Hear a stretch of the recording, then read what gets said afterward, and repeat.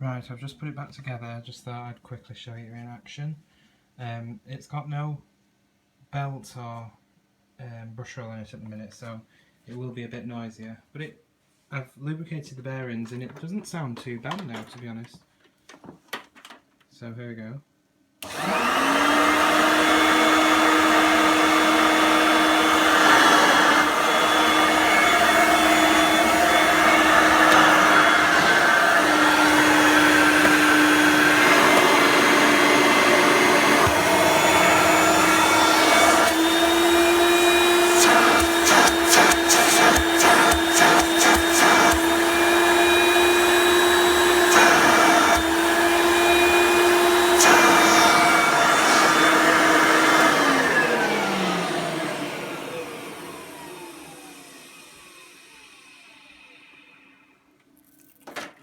So there you go.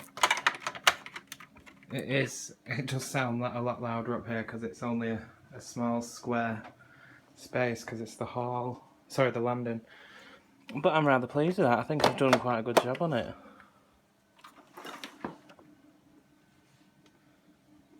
So there it is.